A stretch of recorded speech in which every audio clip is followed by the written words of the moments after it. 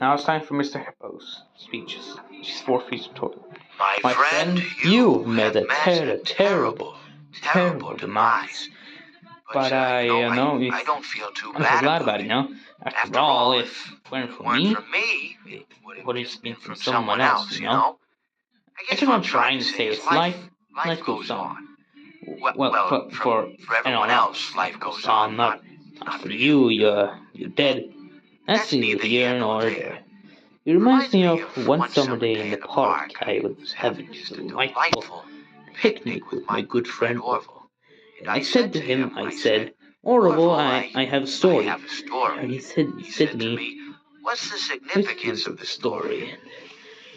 I said to I Orville, said to him, Orville, not not every every story story has has to to have have significance, significance, you know? Sometimes, sometimes a story is just a story. You try to read into every little thing and find meaning in everything everyone says. You just drive yourself crazy. I had a friend who would once wasn't pretty. We talked about it for years. And not only that, but you'll likely end up believing something you shouldn't believe, thinking of something you shouldn't think, or assuming something you should assume. Sometimes I said a story is just a story. You just be quiet for 1 second in your life and just sandwich, okay? second in your life and eat your sandwich, okay? Of course. It was only Then I realized I made sandwiches. Poor Orwell was having such a difficulty eating it. Elephants have those clumsy hands. Actually, I suppose that's the problem. They don't have hands at all, do they? They're all feet. I couldn't imagine someone asked me to eat a sandwich with my feet. Now, if I recall correctly, there was a bakery nearby. I said to him, Orville, let me go get some rye bread. Now, I am not sure if elephants enjoy rye bread, but I assure you that Orville does. Now, this was on a Tuesday, which was good because the rye bread was always fresh on Tuesdays. They made There sourdough were bread bread on Monday and fruit on Wednesday, or rather, they sold a discount for people who wanted to do ducks, and probably at the end of the day, finally, they have food all I don't recall. I don't recall. I do remember a man who would bring his son to the bakery every Wednesday, and go feed the ducks. He would buy all of the sourdough bread. Of course, you're supposed to feed the sourdough bread at all. It swells up in their stomach. They all They die. At least that's what I've heard. I never saw any ducks die myself, but I did notice a substantial decrease in the duck population over the course of a few years. I just never thought to stop a man and tell him he's killing the ducks by feeding him sourdough bread. And if you want my opinion on the matter, and so Orville does as well, if you want to feed ducks or birds or any kind for that matter, it's best to buy seeds. I mean, when you think about it, breads of any sort don't occur in nature. You don't grow on trees or spring up from the bushes. I don't think birds know what to do with bread. What was I saying? What was I saying? Oh yes. So I bought Orville some rye bread. What a fine day it was.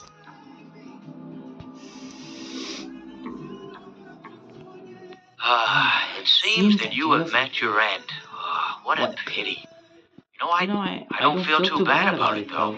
After all, if it weren't me, it would have just been one of the others, I guess. I'm honestly just glad to be out of those air ducts. It's not easy for a hippopotamus to fit up there. Not easy to get down either, Not as young as I used to be, as you can see. I used to be able to do all sorts of things. You're young, you're vibrant, you have that sort of pep in your step. It reminds me of a conversation I was having with one of my good friends, Orville. We were having a nice picnic one day. I believe it was summer. No, perhaps it was it the fall? Yes. It was the fall because the leaves had turned already. But I said to Orville, I said, Orville, I have a story to tell you. And Orville looked at me kind of odd and said, what's it about? I said to him, not every story has to be about something, Orville. Sometimes a person just wants to talk. What does everything have to be a story? I said to him. He just looked at me and he said, well, you said you had a story. And he was quite right. I did, in fact. I told him a story. I had a story. The person was I suppose if a person just wants to talk, It's best to not announce that you're telling a story. I suppose. Telling a story does come with its own precious expectations. I suppose. After all, if you're just talking to a friend, there's no more expectations than if you were talking into the By wind. itself. Unexpected carry. Unexpected to Words stick. But if you know anything else to tell your story, then better be a point to it all, you know. No one wants to listen to someone ramble on and on and on and on and on and on with absolutely no insight. So, you know, just get in mindful and tell someone that you're about to tell a story. So that you have something to say, telling someone that you're going to tell stories is tantamount to asking stop what you're doing. And you're basically saying, hey, buddy, stop everything. Hey, buddy, stop everything. Stop what you're doing. Just stop what you're doing. I have a solution to everything. And well, I didn't really have a story to tell. In hindsight, I probably just misspoke when I said the story. I think I should be better told that I wanted to tell him something rather than tell him the story. But you know, even then I might have put too much importance to the whole thing. Anyway, it's quite a nice day. I remember we were drinking tea.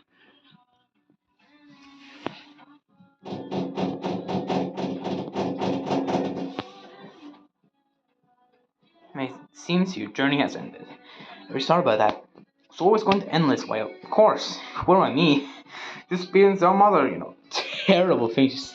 I cannot imagine how terrible it would be. I get scared thinking about it. Glad it's not me. Reminds me of the time I was speaking to my friend Orville. We were on this park, this bench. We were sitting on a park bench to watch the pitch. I was on the left, he was on the right? Anyways, it doesn't matter.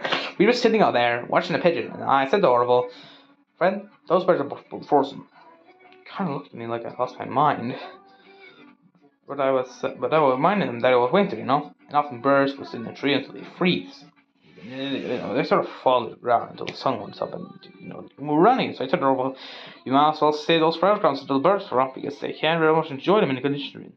To which he asked what I meant, and asked him what condition the crumbs should be in before he threw them to the birds. Assuming that I meant the birds could not enjoy the breadcrumbs in the condition that the crumbs were in. When in fact I meant that the birds could not enjoy the condition in the condition that the birds were in. I considered the birds were frozen, so I took a moment and threw the last handful of ground and said, "Oh, why did you throw your grants at the birds when I said you told them were frozen?" Which is translated, "The birds was not frozen." Again, misunderstanding my words. I didn't mean to say the birds were frozen when I told them they were frozen. I've been referring to the birds. What's the thing again? Oh, yeah. What's the thing again? Oh, yeah. In hindsight, what I should have said was, and this makes sense. Why did you refer to the birds when the birds are frozen? He made a judgment upon my correction, saying I didn't know what else to do with the breadcrumbs. That perhaps, when the birds thaw, they'd still be able to read the crumbs. So I said, Orville. This is what I said to him. I said, Orville, the birds may be dead. Final speech. Let's go, baby. Okay, let's go. Seems that you have met a horrible demise, my friend, but these things happen in real life. Life was not for you, obviously. You're dead. But once upon a time, I was having a conversation with my friend Orville. We were the river. We were sitting by the river, watching a fish leap over the falls. I said to Orville, sometimes I feel like a fish, leaping over and over again, always trying to get somewhere. Oh, I don't know where, but only to find myself in the jaws of a beast. He, of course, looked at me, surprised, Have you been in the jaws of a beast, friend? To which I said, no, of course not, Orville. I said, no. I simply meant that life can seem like a relentless endeavor, overcoming meaningless obstacles, almost being an equally meaningless fate, regardless of the effort, regardless of the obstacles that you've passed. Orville still proceeded to drape me in a picnic cloth. To which I asked him, I said, friend, what are you doing? He looked at me very concerned, really. I feel like I got too much sun. Indeed, I had. He proceeded to pour me a glass of just ice-cold lemonade. It makes my iced tea, a little half lemonade hat. Also, you should try it. Wait, you can't get it. But anyway, so you might be asking yourself, how do I go from sitting by the falls to drinking lemonade to being wedged in an air duct? I don't know what Orville with an entire assortment of fruity-colored friends. Well, there's something for good answer. Perhaps I can my own as I'm going. That's my afterlife, my dream. It might be. I honestly don't know. But maybe it doesn't mean anything at all. Maybe it doesn't mean anything at all.